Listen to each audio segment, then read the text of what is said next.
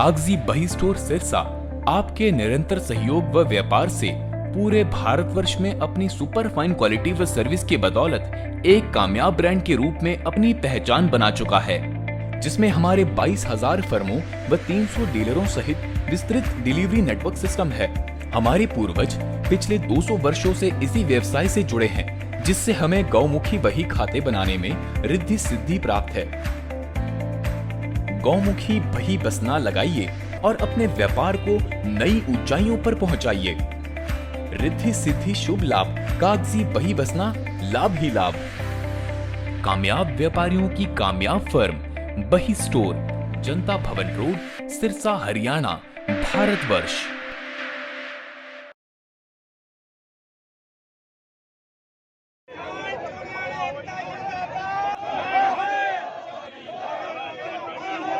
पिहोवा में किसानों द्वारा सद्भावना मार्च निकाला गया, जिसमें किसानों ने किसान आंदोलन में आमजन व व्यापारियों से समर्थन की मांग की। सद्भावना मार्च में सैकड़ों की संख्या में महिलाओं ने भी भाग लिया। महिलाओं ने सरकार के पुतले जलाए एवं जमकर विरोध किया। महिलाओं व किसानों ने सरकार का पुतला फूंका व जमकर सरकार के खिलाफ नारेबाजी की। किसानों ने कहा कि पूरा देश जानता है कि किसान 3 काले कानूनों को वापस करवाने के लिए लगभग 4 महीने से दिल्ली बॉर्डर पर डटे हैं, लेकिन सरकार हठधर्मिता के चलते झुकने को तैयार नहीं।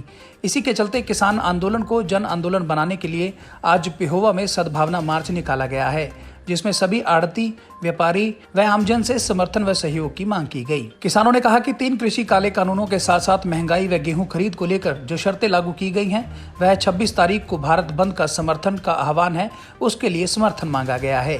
किसानों ने कहा कि सभी भाइयों को एकजुट होकर एक मंच पर आकर आंदोलन को और मजबूत करने का काम किया जाएगा। किसानों ने कहा कि सैकड़ों किसान अपनी जान गंवा चुके हैं, लेकिन हठधर्मिता के चलते केंद्र सरकार कानून रद्द करने को सहमत नहीं। किसानों ने कहा कि एफसीआई गेहूं खरीद को लेकर नई शर्तें लगा रहा है, जो किसानों को कतई मंजूर नहीं।